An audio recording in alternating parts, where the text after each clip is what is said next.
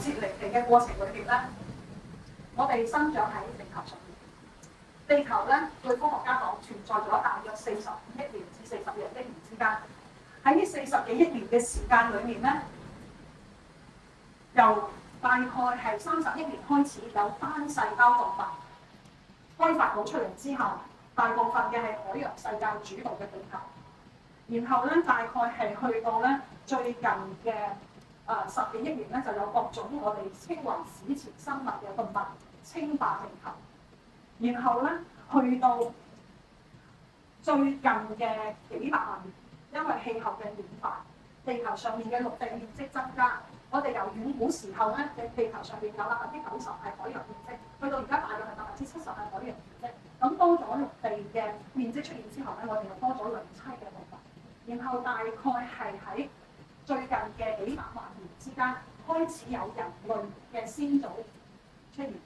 咁如果我哋將呢一個地球嘅整體嘅生物史咧，比喻作為一日嘅話，一日我哋嘅生命喺誕生之間，咁我哋人類出現咧，就係地球呢一日裡面嘅最後1分鐘10秒。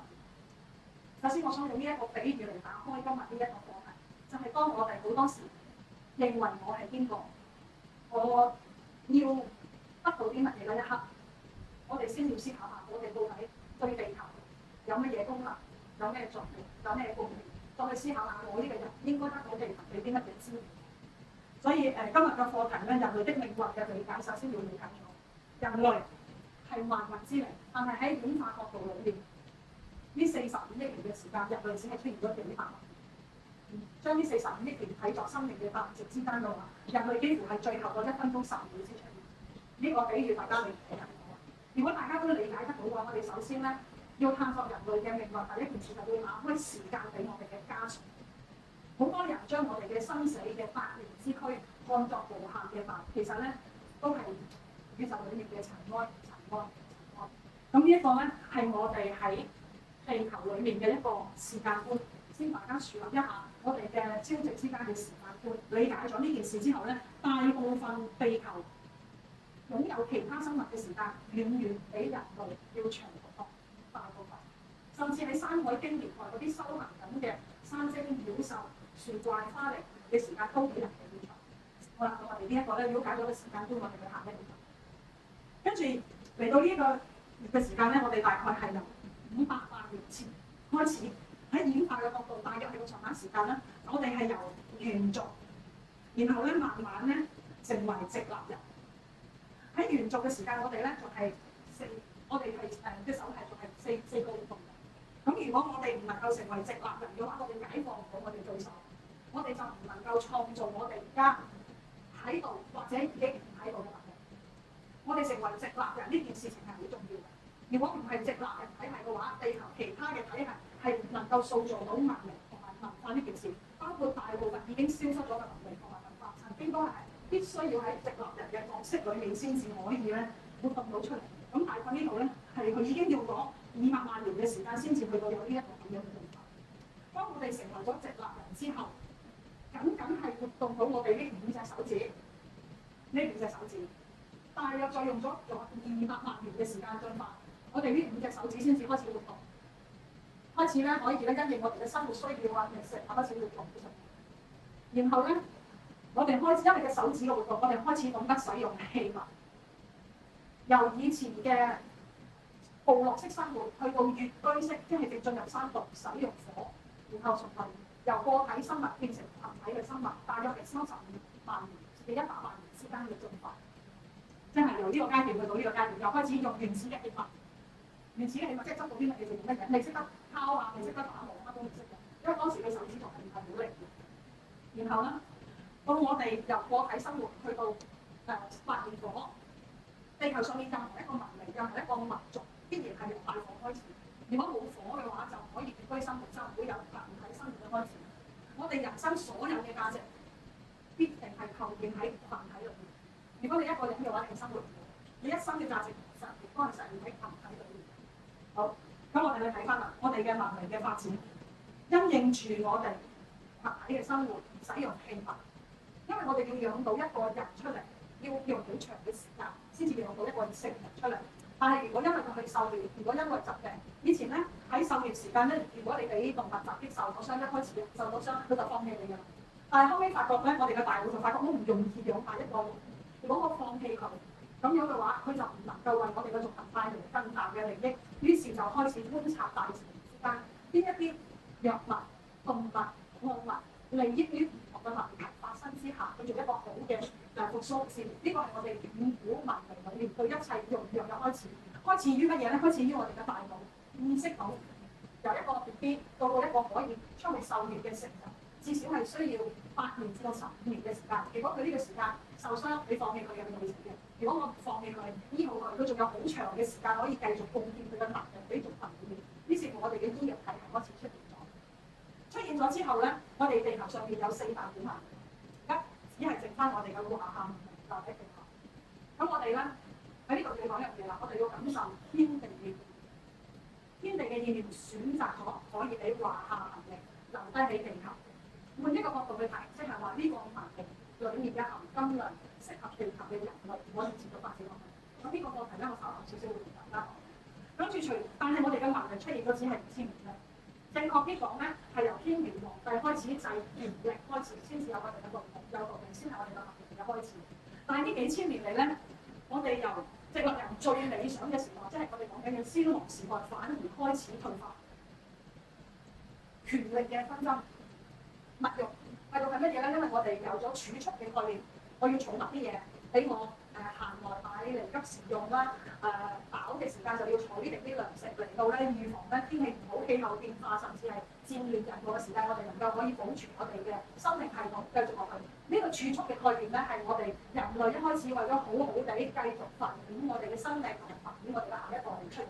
但係呢個儲蓄嘅概念咧，亦都被我哋咧將佢醜化咗，將佢變成咗一啲家族化嘅事情，或者係一啲地域性嘅事情。咁然後咧，呢啲事情咧就令到我哋咧去製造更多。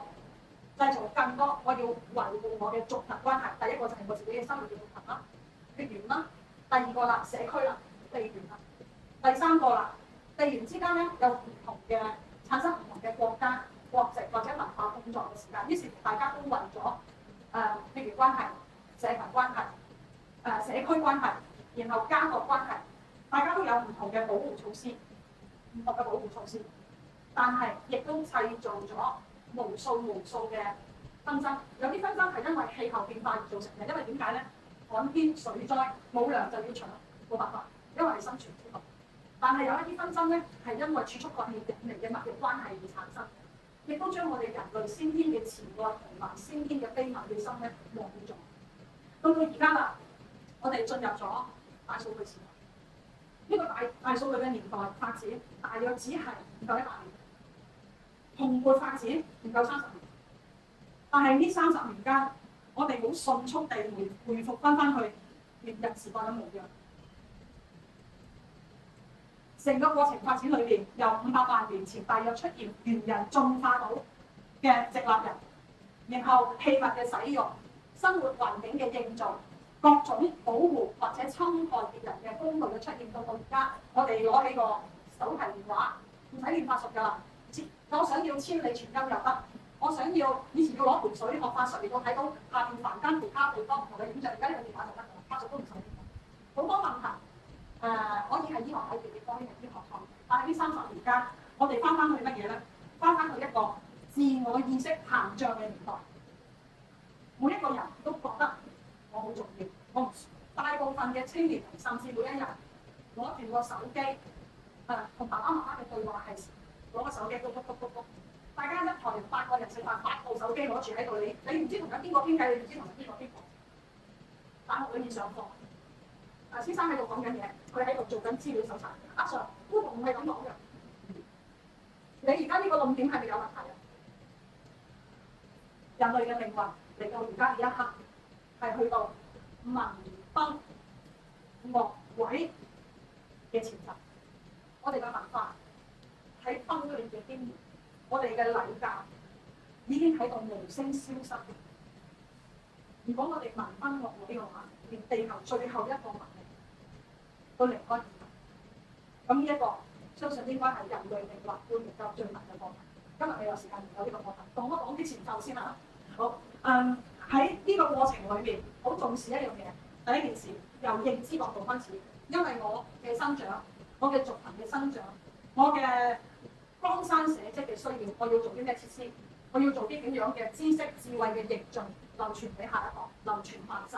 咁呢一個咧係認知體系，係知識嚟嘅啫。到最後，我點樣去選擇呢啲知識，應用喺我嘅生活，應用喺我嘅人生呢一樣嘢咧，就係我哋嘅心性所在，亦都係我哋修行人要揾到真我，要揾到你嘅真心，揾到你嘅真義嘅重要性。一切大腦負責去感知、去理解嘅知識嘅嘢，唔係選擇，有甚至有大部分嘅知識係垃圾知識嚟嘅。我哋點樣去有一個明確嘅論點？你嘅出發點喺個人、喺家庭、家族、社區，甚至喺國家，或者係喺地球。當你嘅出發點唔一樣，你選擇嘅心性就唔一樣，取捨都唔一樣。所以咧喺呢個500萬年嘅近呢500萬年人類嘅轉化裏邊，好重要兩件事主宰咗嘅。除咗氣候，人類唔係真正掌握到氣候變化，唔係真正掌握到大自然科學一直都變化㗎。咁呢樣嘢咧就同人類星體有關。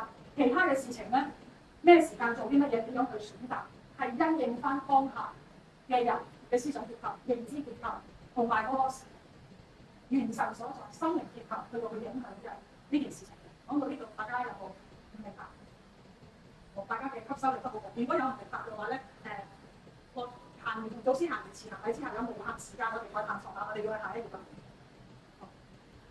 頭先嗰個係喺科學角度，同埋喺演化學嘅角度，我哋好淺表咁樣去理解一下我哋嘅人嘅出現同埋人嘅成長。跟住我希望喺我哋神學嘅角度，神學裏面我哋都係道教嘅例子，我哋喺翻道教嘅結構裏面睇一睇人係點嚟嘅咧？人類出現，佢講一樣嘢啦，先有雄軍，後有天，六壓道軍還在前。雄軍係乜嘢咧？剛才大家咧又同一齊同三清祖師行嘅，我而家先至感受到三清祖師頭先轉極個版，一係就我，一係就三清祖師個版轉咗3次都唔肯走喎。我而家感受到，因為點解咧？我頭先請禮嗰陣時，我唔記得請埋三清祖師之師雄軍道祖在，所以頭先咧嗰個版面啊，上一刻都仲係好暢順嘅，下一刻到我要過版嗰陣時，原來我請漏咗雄軍道祖，請漏咗雄軍祖師，所以頭先個版跳嚟跳去。雄軍道祖佢係三清祖師嘅老師，亦都係喺我哋信仰裏面，佢係居於36天之上嘅先天大神。咁所以咧呢個片咧，我係喺醒禪真堂嗰度影嘅，道化三清。咁當時咧佢呢個係雄軍老祖耳筆，書詞都係暗記，都係機密。咁所以我而家呢一刻我先至懺悔，原來我剛才同大家一齊行禮嗰一刻，我哋可唔可以而家起身一齊向祖師補翻一個禮啊？